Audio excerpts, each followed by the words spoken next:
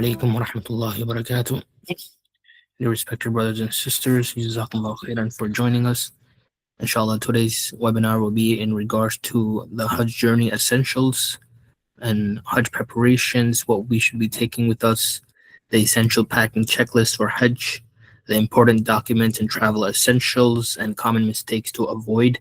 Without further delay, I will pass it to Brother Harun to inshallah continue with this webinar. Assalamu alaikum wa rahmatullahi wa barakatuhu. Welcome everyone. And today's session is not focused on the religious portions of things. Is actually to compile a list of things what you should be looking into in order to have these things prepared before your journey. And this is a good time to actually get started on some of those things. So we will be covering a lot of those essential topics so you can prepare better for this trip, inshallah.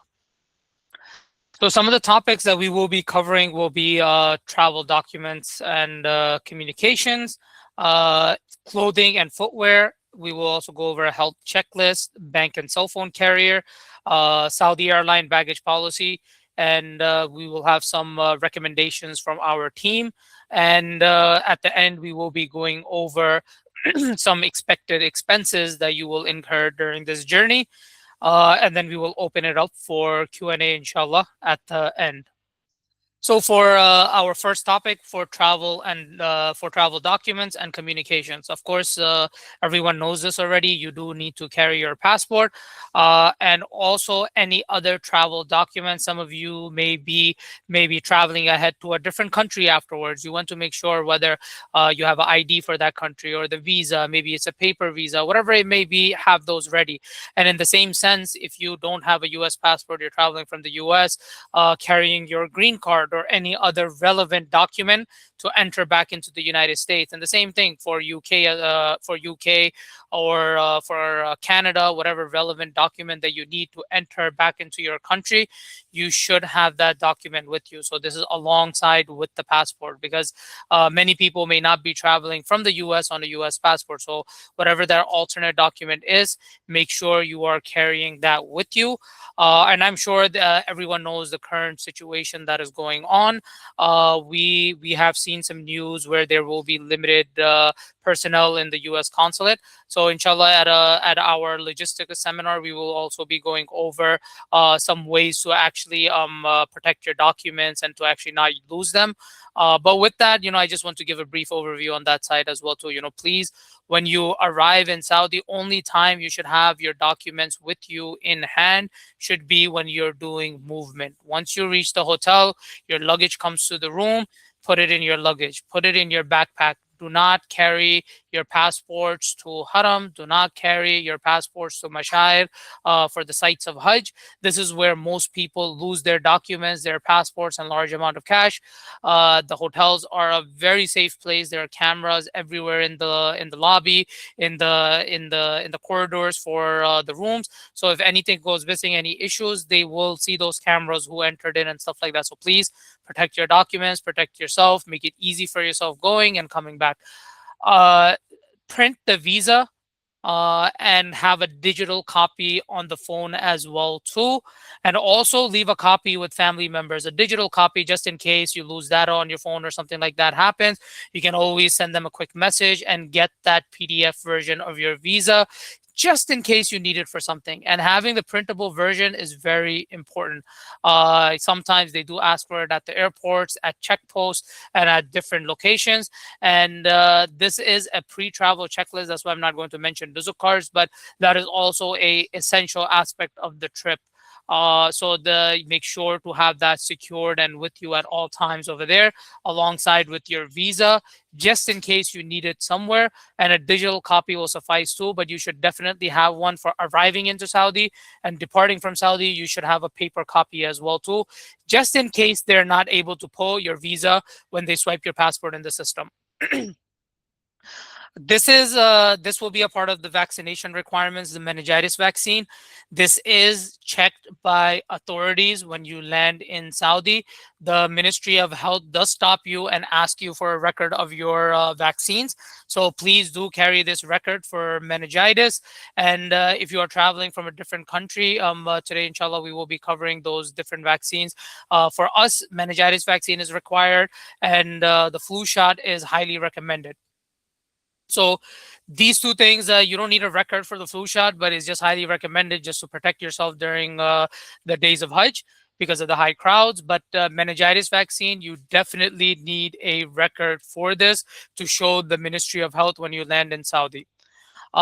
Join the package WhatsApp group or whatever it may be. For different companies, there will be different ways how they actually provide you with that information.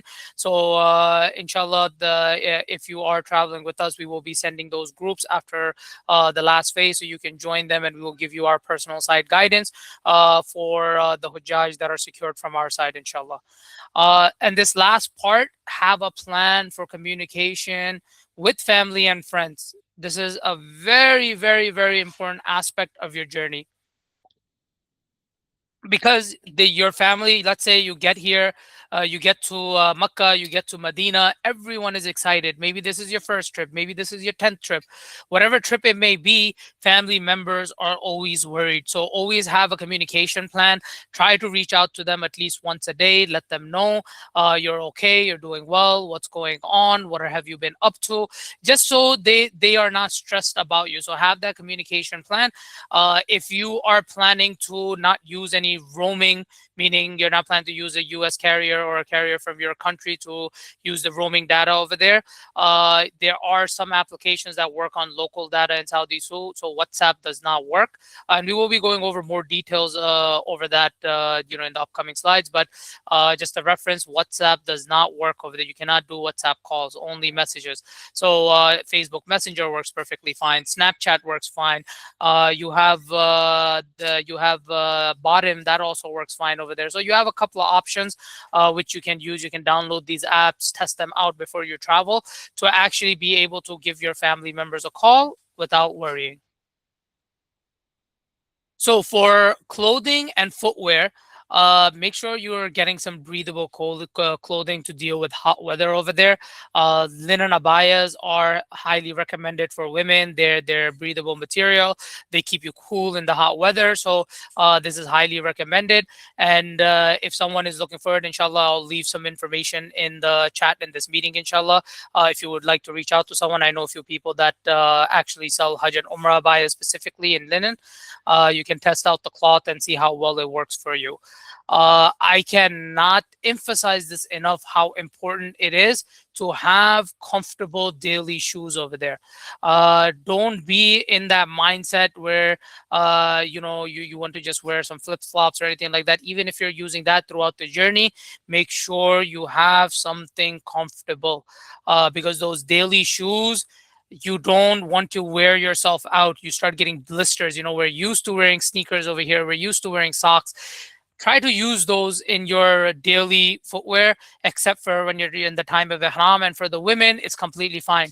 You can wear shoes during the entire journey, and it's highly recommended as well too.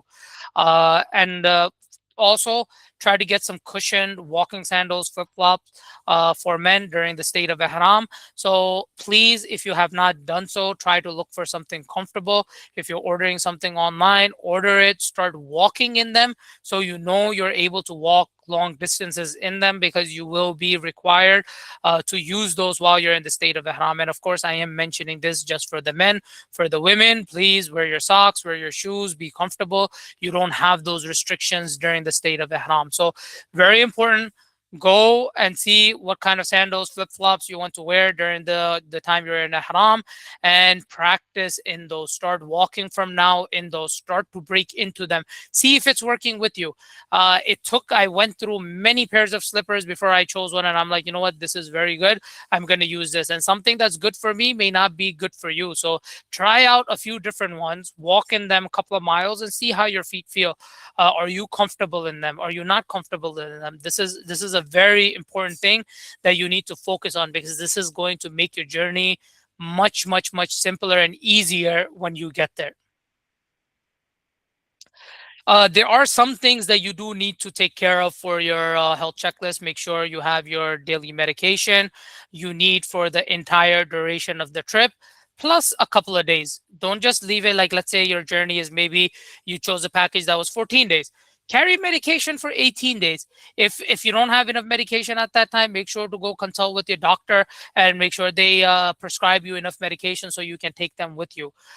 This is very important because whatever medication you may be taking on a daily base, you should have enough quantity with you for the entire duration of the trip. They have pharmacies, they have everything over there. You lose them, that's a different problem, but you should have enough stock with you and split it into two places. Have one with you to personally carry, have one stored in another place just in case if you lose one, you still have at least half of your dosage. And then you can consult with the pharmacist to actually go and get more medication or go see a doctor over there. Carry Tylenol and cough drops. This will come in handy. Maybe you don't use Tylenol. Maybe your preference is on Advil or whatever, ibuprofen, whatever you use for reducing fever, headaches, and body pains. Have something for that. And everyone gets the Hajj cough. This is something that you cannot escape. So carry some strong cough drops. From our side, we highly recommend to get the Wix cough drops. They're strong, they work right away, and have some of those with you because you will need them. Once you get there, everyone gets a different type of cough, but to relieve that cough, the cough drops work very well. In addition to that, extreme coughs and stuff like that, carry some cough syrup. You prefer to take NyQuil, DayQuil, carry those. Ask your doctors for prescribing you maybe a Z-Pack or go purchase one. Antibiotics come in handy. Carry some rash cream. This is very important. A lot of walking in ihram, you will need the rash cream. Carry Vaseline with you. This will also come in handy to prevent those rashes. Also carry electrolytes with you, in case you start. It's highly recommended to actually take those electrolytes to keep yourself hydrated during the trip. We also expect you, like you will be expected to use toiletries during the trip. So make sure you get some of those unscented toiletries to use during the trip, like soap. You want to get some unscented soap, unscented shampoo, conditioner, body wash, lotion, sunscreen, deodorant. And these items, you don't necessarily need to go spend an arm and leg on this. You go to your local store, maybe any store, Walmart, check online, wherever, whatever you have close to your house, go check over there. Every single store, major store, will carry unscented products, not for the purposes of Hajj and Umrah, but people have sensitive skins, they have sensitive hair, they have different issues, they're not able to use those scented things. So these things are widely available. You don't necessarily need to go find a Hajj and Umrah approved unscented product. Go find the unscented product. Even the unscented products, you may think it has scent, but it's just a neutral scent that's coming from it. So keep that in mind. As long as the product states it's unscented, you're okay and you're good to use, and you should carry these products with you. And make sure you have something that you can carry it in. Don't go and buy a huge bottle of shampoo and trying to carry that to Mina. That's going to cause you some issues. Maybe get some of those travel bottles so you can use those during the days of Mashai. During like maybe carry the big bottle and use the smaller bottles when you go to Mashai, so you don't have too many things to carry with you. So just giving you one small example. So these things will come in handy, and these things are as important as any other essentials that you may need. And one of the best solutions to unscented toothpaste is use a miswak. Miswak is a very good option to use. Moving ahead from our health checklist. So everyone asks this question, but we cannot give like one simple answer when it comes to your cards and your cell phone carrier. Every individual plan is different. It's always a good idea to reach out and communicate. This is very important. So please make sure to call your bank. So let's say you have a credit card with Chase or maybe Citibank or with Bank of America, whatever card you have, go call the bank and find out whether you have any foreign transaction fees. Most debit cards do have foreign transaction fees. Most credit cards that are used in traveling, some even that are not used for traveling, will also not have foreign transaction fees. Find out. Some people, they have two cards, some people have one, some people have 10. Whatever amount of cards you have, make sure to call your bank and find out whether you have any foreign transaction fees. It may not seem like much, but it starts adding up. It really does start adding up. So you want to make sure you have no foreign transaction fees for the card you're using. Simple solution: call the bank, find out, have a couple of different cards ready, so you can use those. Amex is generally not accepted in most places. There's no harm in trying. Worst case scenario, it doesn't go through. But Amex is not one of those cards that work too well in Saudi. In most places, they do accept Visa and MasterCard, and use those. Those are the ones you actually want to go by. This is the way to actually move ahead. And there are some also issues with Visa and Mastercard too at some places. So the in those places you will have to use cash because they only accept their domestic platform, which is MADA, and we don't have any cards available under that platform. It's something like Visa, Mastercard, or Discover. These are all processing platforms, and not all of them are offered everywhere. So MADA is a very local one over there, and some stores will only accept MADA. So in those cases, you do also want to have some cash with you. You want to also reach out to your cell phone carrier to find out whether they cover any roaming for you. So if there's any roaming charges, maybe it's too expensive, avoid that. Maybe just go for a local SIM card over there. But if it's not too expensive and you think, like it's within the range of affordability, if it sounds okay, some of the carriers, they'll charge you $5 a day. Some of them will charge you $10 a day. So look into that. Maybe talk to them. Try to tell them, you're going for this many days, and try to get some special monthly deal. Maybe you'll get a better price. So make sure, call them, find out what they are covering. Some carriers, they do cover low speed data, which is more than enough if you're planning to use the Nuzuk app over there, which does come in handy for permits and stuff like that. But they're usually not necessary during Hajj, but it still shows your Hajj Nuzuk ID in there. So it's important to actually have that as well too. And then if you want to make WhatsApp calls, you need to be on roaming data. If you're not on roaming data, if you're on local data, whether you're connected to Wi-Fi, whether you're using someone's hotspot, whether you're connected to the hotel Wi-Fi, or a local SIM card, you will not be able to make WhatsApp calls. This is something everyone gets confused about, but this is why I'm mentioning, like you need to have that communication plan ready for your family. And this is an essential part of it. Find out about your roaming charges. Usually most carriers, they'll give you free texting. Some carriers, they'll give you low speed data and all that kind of stuff. Look into it. If you need to work during the journey, you do want to pay that extra money and get the high speed data maybe to use during the journey. You need to make phone calls. That is usually, they'll cover a certain amount. Sometimes they'll give you unlimited plan. So go with these preparations. The more prepared you are, the better it is. And let's say you're like, you know what, I don't really care about this, and you're deciding to just get a local SIM card. Make sure that phone is unlocked. If the phone is not unlocked, let's say there's a carrier lock on it, you will not be able to use it over there. eSIMs don't work that well. That's what we have seen in the last couple of years. It's very tough to go for Hajj and get an eSIM. There's a whole procedure for it, and they're not able to usually convert it to an eSIM. So only regular SIMs are available. So it's highly recommended to actually not just carry an unlocked phone, but to carry a phone that that has a SIM card tray in there, so you can actually put that in there. So and then another thing I want to mention, it's not just about just keeping communication with your friends and family. You will also be getting messages from our team.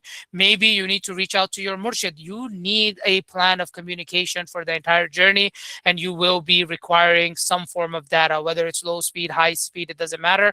You should be able to get messages. So when it's time, let's say, to leave from Medina, your group leader will post a message so you can come. So you're not sitting there in the lobby and spending hours and hours over there.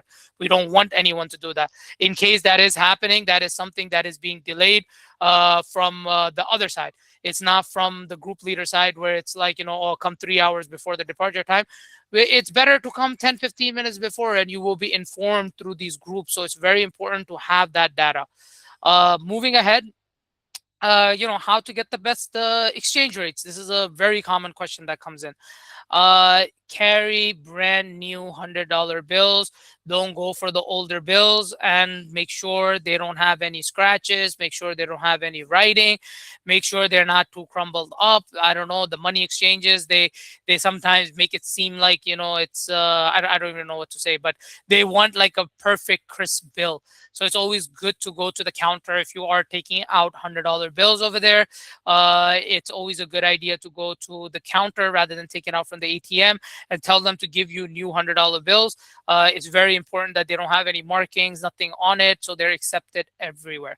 And it's also to get the best exchange rate. Make sure you are exchanging in Saudi. Usually, the bank will give you somewhere around between 3.55 to 3.67, somewhere around there. It's always a good idea to exchange it in Saudi. You should be able to get a rate between 3.69 to 3.7374. Usually, Hajj time, the rates drop a little bit, but you will definitely be able to get 3.7. So this is how you can do your calculation on what to expect to get. So for every $100, approximately $370. So you're aware of what the exchange rate is before you arrive, and inshallah, you can go and you can exchange over there. It is still better than exchanging it from your bank. If your bank is offering you 3.7 or higher, get it done from here. Take Saudi Riyals with you by all means, but it's usually much cheaper to actually get it done in the local currency over there in the country where you're going to, rather than getting it done in advance. This is something we're specifically talking about Saudi airline, and I know many people have the question of what about other airlines. So, but let me cover the Saudi airline policy, then I'll mention a couple of things about other airlines as well too. So, your luggage allowance with Saudi airline, generally traveling from the US, is you can check in two pieces up to 50 pounds each, 23 kg. You can have a in hand the carry on. You can have a 15 pounds, approximately 7 kg, and a personal item, a small backpack. For the return flight, you have the same thing, but you're also able to take a Zamzam water with you back home. I want to really, really emphasize on this point. Please don't buy your Zamzam locally near Medina, near Masjid Nawabi or Haram, or in Makkah. You have authorized Zamzam bottles being sold at Medina Airport, at Jeddah Airport, at Taif Airport. When you get there, go purchase it from there. It's 2.5 reals. And this is one of the places where your Amex actually works. So you can use the Amex over here. They accept cards, they accept cash. Purchase it at the airport is pre-packaged. Most people that have gone to Umrah, they know what the Zamzam look like. It's a white box, and it has a bag inside which has a 5-liter Zamzam bottle. This is the only Zamzam you're actually allowed to check in, and it's a separate piece from your luggages. And this is a outbound requirement. If the airline is causing issues with the Zamzam, make sure to show them your Hajj visa. Hence, we go back to the printed Hajj visa just in case you need to show that. For other airlines, if you are traveling with other airlines, please go and look at the airline ticket. Look at maybe you booked a custom flight. We have been talking about custom flights as well too in the past. Some of them, they include one luggage, some of them include two luggages. You do need to look into that from now. If you know what airline you're traveling from and you have already received your copy of your tickets, look at your PNR. You know your last name already. Call the airline, give them your PNR, give them your ticket number. PNR is a 6-digit alphanumeric number. So, for example, it will be something like ABC123, or it will be a combination of anything. The numbers and letters can be anywhere. It can be all letters as well too. So you will have that 6-digit PNR on your ticket. Provide that to the particular airline, and they will give you your luggage policy. If those luggages are not enough for you, tell them right there on the spot. It's cheaper to add the luggages in advance. Give them your credit card number, add those luggages, rather than worrying about this later. This is very important. Find out about these things, especially if you have already secured your package. Look at your PNR number, call the airline, find out. This is the quickest way to find out. You can always go on the airline's website, type in your PNR, type in your last name, and you can check the details of your baggage allowance as well too. This is the easiest way to check. Maybe you don't want to spend too much time on the phone. Put it on their website. Check over there. It's important to understand the policies that they have to make it easier for yourself. Next thing you know, you're not allowed any luggages and you show up to the airport with one luggage. This is going to cause more financial hardships at the airport than it will right now. It's better to spend whatever they're charging you. It is generally cheaper to do it in advance than to do it at the airport. These are some recommendations that come directly from our teams. We highly recommend these things, and we'll tell you why for each one of them as well too. Uh, we highly recommend carrying a refillable insulated water bottle. Use that to keep refilling your water bottle with Zamzam. Utilize the Zamzam while you're over there.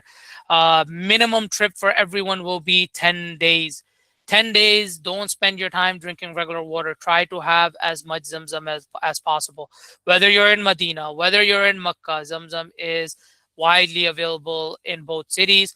Go to Haram, refill your bottle, keep drinking Zamzam. This is very important. We want to take advantage while we are there. So the Zamzam we bring back, we can share it with others. We want to go maxed out on utilizing the Zamzam when we're there.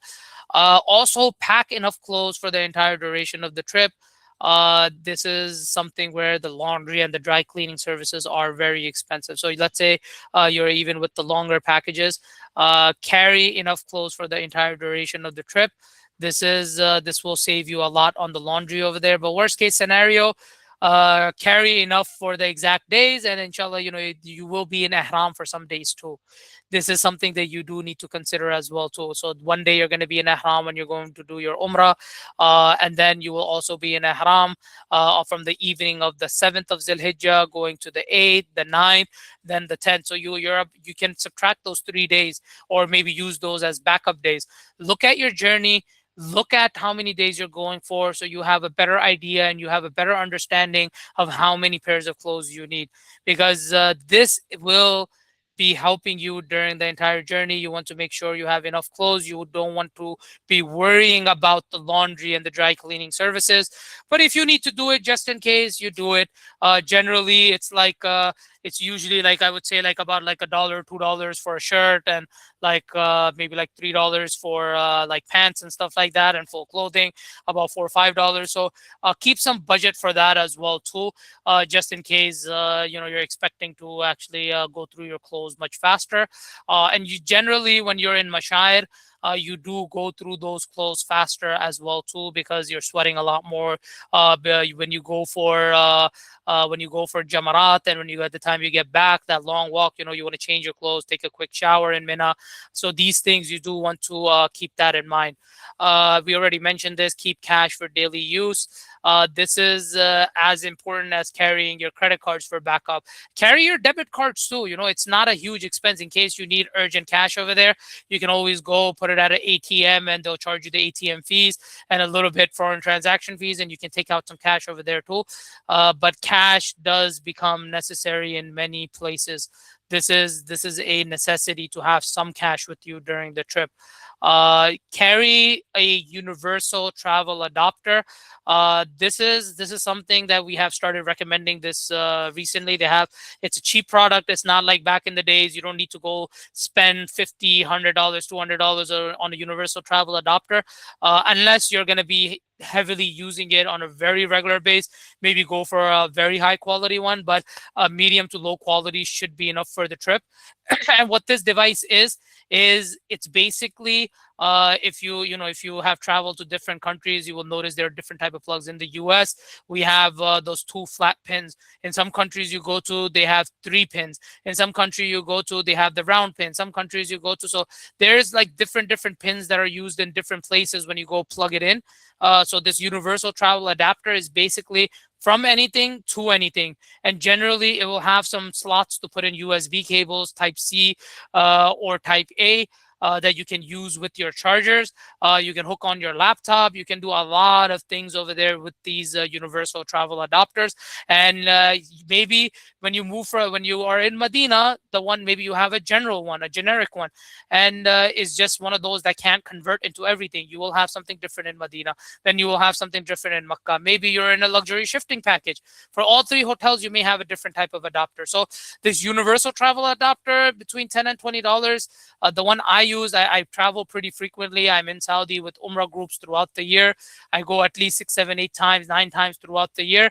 And I use one, I spend about 12 to, I believe, I think it was $15 from Amazon, and I'm still using it. Don't worry about the company. You just need something you can utilize during your journey for Hajj. And if you do travel a lot, look for a little bit higher quality, maybe a company that you trust to actually get one of these.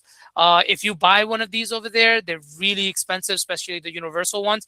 But the generic ones, they're very cheap. They're like a couple of dollars. But take one with you is better, so you know if anything that you need to use can plug in over there. Uh, Power bank. Now, this one is something you don't necessarily need for Umrah, but for Hajj, it's highly, highly, highly, highly recommended. When you go in those camps, maybe you can't find a plug to charge your phone. What do you do at that time?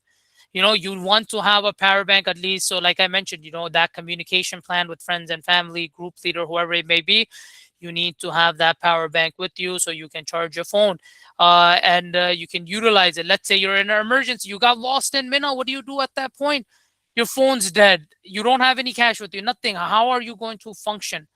This is something that you need to know. Please have a power bank with you so you can turn on your phone, communicate with your group leader, communicate with your family. Having juice in your phone is important during the whole journey. And something that I forgot to mention earlier, about the credit cards, in the US, still many places they don't take tap, where you just tap your card and you pay for things. But in Saudi, it is tap is pretty much everywhere. So if you don't even want to carry your cards with you, you can just have it on your on your Apple Pay or Google Wallet to actually use tap for anywhere in Saudi. You can do that as well too. So for that, you need to keep your phone charged as well too. Technology is a big part of these travels these days. You're moving with the group leader. You want to make sure your phone is charged and you can communicate with them. So the importance of that power bank is more important than what it seems. Or maybe have a phone that has a very good battery life, but regardless of what you do, the heat over there is going to affect the battery of your phone as well too. So it does go out a little bit faster sometimes. So we have our last section going now. These are your daily expected daily expenses. So breakfast and dinner is included throughout all the packages, whether you're in luxury, whether you're in premium. It doesn't matter what company you're booked with. Hajj generally contains breakfast and dinner. I'm a once a meal type of guy. I'm not worried about these lunch expenses, but if you do eat 3 times a day, consider this expense. It's about $10 to $20 per meal. And when I talk about these price ranges, you will definitely find something for $2, $3 as well too. But please make sure you are grabbing these meals from a clean spot. The number one issues people face during Hajj is you just go to a random spot, get food poisoning. So make sure the place where you're going, it's a clean kitchen. You can see everything. It's food that you can trust and eat without worrying about. It's better to spend a couple of extra dollars when you're over there than to mess up your Hajj. After Hajj, do whatever you want to do. It's fine. But before Hajj, please spend that extra money if you have to. If you see a much cleaner restaurant, spend that extra couple of dollars and spend that money over there. Is better than getting food poisoning or getting sick before Hajj. This is something that is completely optional. I like to let you know because Hajj time, the operations are very different compared to Umrah time. It's highly recommended to tip the cleaning staff. The staff who is coming to your room to clean the rooms and change your bed sheets. Give them a little bit of tip. This is as this is normal practices we already follow in our life. Give them a small tip. 5 real, 10 real, and trust me, when you give them that tip, your room. Let's say you usually get the room cleaned at 2 p.m. They will be outside your room at 2 p.m. every day. I have seen this happen many times. They know your sleeping schedules. They know when you wake up. Randomly, they'll cover all the rooms. But the people who take care of that cleaning staff at these hotels, they remember you. You ask them for extra towels, they'll put extra towels for you. Anything you ask them for, they do it. So this part is as important as all the other portions. This will give you a better trip.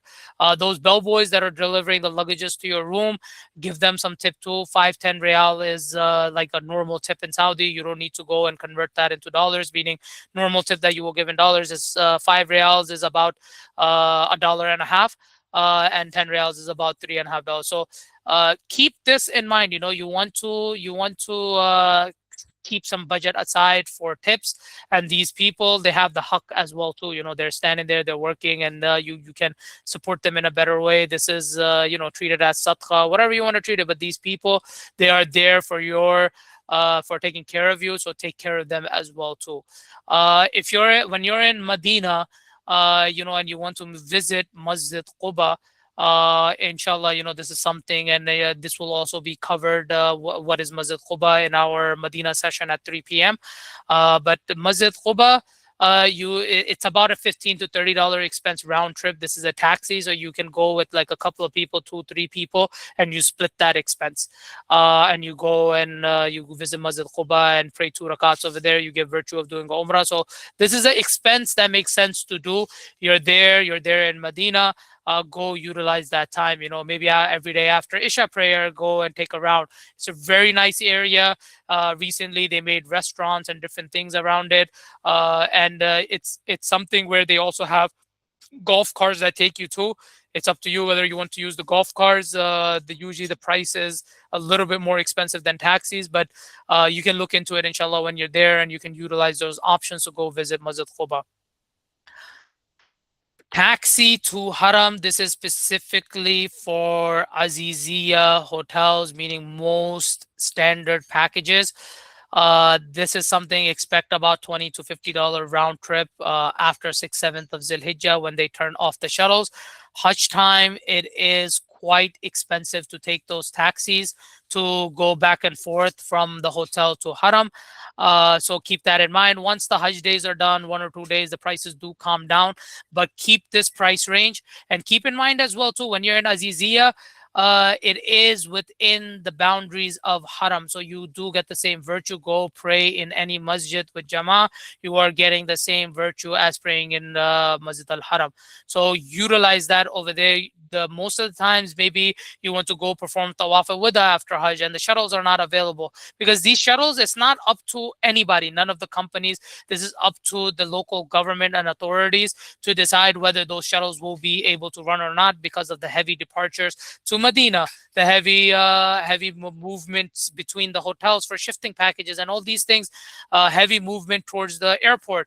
The government generally does not allow those shuttles to be functioning after the 6th, 7th of Zilhijjah, all the way till end of Hajj. Sometimes they do allow some shuttles after the Hajj days as well too, but keep in mind, generally they don't open up. These are some expected one-time expenses. So when you are moving from Jamarat to Haram, and keep in mind, I have seen some free options, but I was not able to utilize them. They do have shuttles that go from Jamarat to Haram, and they come back from Haram back to Jamarat. But generally, if you're taking a taxi, they do range between $30 to $50. This will approximately, if your bargaining skills are really good, $100 to $200 is the approximate range for this. Then Haram to Mina, you will be paying anywhere between 100 to 200 reals as well. It's the same thing. You're not going to be able to take taxis. Usually authorized buses, they'll charge you something, and they'll drop you off into Mina, or you can take the same route and go to Jamarat and then walk that route from Jamarat going to your camps. Hajj sacrifice, if you have already purchased it, you can completely ignore this right now. But generally speaking, whether you go to a private party, whether you go through a bank, they're generally between 200 to 250 USD. The starting range is around that 700, and it goes upwards of like even 1,000 sometimes. So haircut for men after Umrah. You're looking at Hajj time does tend to get more expensive, between 10 to 20 USD. That's about, if you're lucky, maybe you'll find something for 20 Saudi Riyals going upwards of 50 Saudi Riyals. Haircut after your Hajj sacrifice, this can run sometimes even more expensive than 50. Sometimes you'll find 100. So same thing, you're lucky, maybe 20 reals, 25 reals, going all the way up to 100. Ihram, if you're purchasing in Medina, about $15 to $30. If you do have a Medina first package, please purchase your ihram in Medina. You'll get a good quality ihram for $30. Purchase it from here on Amazon or anything like that. Those ihram tend to get very, very, very expensive. So if you're Medina first, you purchase your ihram in Medina. If you're Makkah first, you need to purchase your ihram from here and go. So keep that in mind. The dates generally, if you're looking for medium quality dates, not super high quality, they will start anywhere around like the $7 range, around the, I would say like 20 reals. And then depending on what type of dates or what you're trying to get, they can range all the way up to even over 100 reals per kilo. The $50 a kilo, those are like really, really, really, really expensive dates. So generally, people are spending anywhere for like around $7 to $15 on the dates. Hajj season, in case the rates do go up a little bit, bargain, get in larger quantity, get together with a few people who are traveling in the same group as you, go together. Generally close to Haram, they do tend to be more expensive, but if you go to a store, bargain with them, sometimes they'll give you a good price. If you know your dates is better. If you don't know your dates, go with someone in the group who actually know their dates when you go purchase them. And then the gifts, I can't give you a range. Please go by budget when it comes to this, because you can buy a 5 real souvenir going to a $20,000 gold bracelet. So whatever your range is for the gift, keep that with you so you can take back something for your friends and family. Generally, most people, they like to take back tasbih, prayer beads. They generally like to take back some itar, some local colognes over there, perfumes. Those generally range $30 to $40 for like a decent quality one. Some people, the people definitely take back Zamzam and dates. This is the most common thing. So make sure you get some dates for sure. Ajwa is a specialty for Medina. If that's something you're interested in, definitely pick that up. And this particular slides that we have, we will also upload the slides for you to view alongside with the video. And with that, we will also be giving you a checklist as well too, so you can actually like print it out and cross it out if you want to. These things will be available soon, inshallah. We will be providing those in a few days. And I do want to jump over into the Q&A. I know we have another session today, and I'm going to go ahead and start taking some questions from the chat. All right. Is meningitis only required vaccination going from the US? Yes, it is the only required vaccination. Please do have a printed record of it. For me personally, I go to my PCP. I usually get my meningitis shot from there anyways. They already have it in their vaccine record. I tell them to just print out my vaccine record just in case, like it looks like a full record and stuff like that, in case they want to sift through other things. I tell them to stamp it and sign it. So, it's authorized and it's good to go. And that's what I generally show in Saudi. So that's good enough. Maybe you got your vaccination from Walgreens, CVS.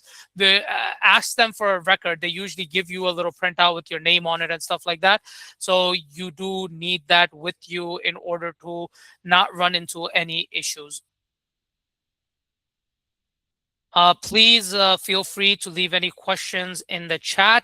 And if you don't have any questions, we can close off the meeting, take a few-minute break before we get started onto our Medina session that will be starting shortly, inshallah. I would suggest to get the meningitis shot now.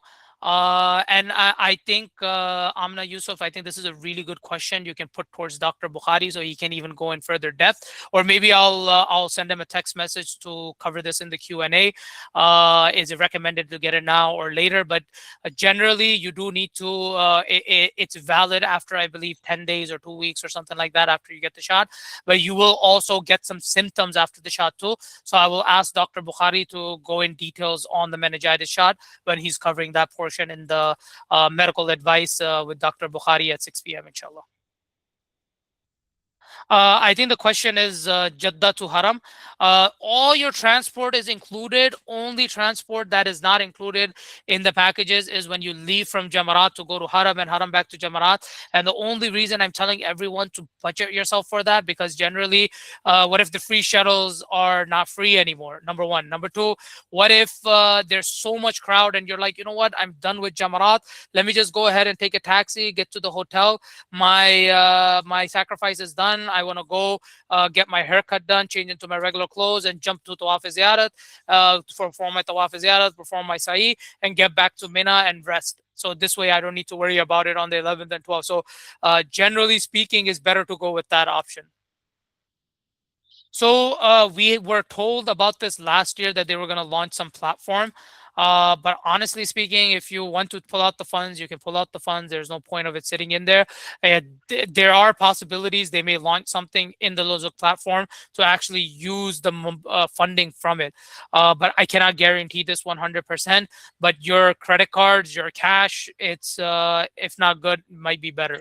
So, if you're in, if you have the same package, you're in the same group, but you're not in the same room. So, if unless you booked a package of two and it's just two people, you will be in the same room. Is different. So, if you are males and females in one family and you're not a family of four and you did not book your occupancy according to that double, triple, or quad, you will be separated. Men and women are separated. So please make sure you're packing your medication separately, clothing separately. You can, I mean, as long as you have the stuff, you can go split the stuff over there, but it's more headache. It's better to go prepared in advance. Credit cards is the way to go. They work perfectly fine. Like I mentioned earlier, take something with no foreign transaction fees. I personally use Capital One Venture. That works perfectly for me over there. But the places that don't take Visa and Mastercard, nothing works over there. You need to use a local card, which at that point is better to use cash. All right. Let me go ahead and end this meeting. Take a few minute break. If you did not pray Zohar yet, please make sure and pray Zohar. Uh, we, as of right now, we don't have that information, but I know we have many Hujjaj working with many different guides that are working with us. Whoever you're working with, let them know and leave your information with them. And if some option like that comes up, inshallah, we will keep you in the loop. But as of right now, we're just taking the information. And once the company allows us, we will be jumping into that. So, inshallah. Jazakallah khair for joining this session, and we are looking forward to taking care of you in the next couple of sessions as well too, and the sessions that will be happening next week. Please feel free to take a little break before you join the next session, and we will be seeing you shortly, inshallah. Assalamu alaikum wa rahmatullahi wa barakatuh.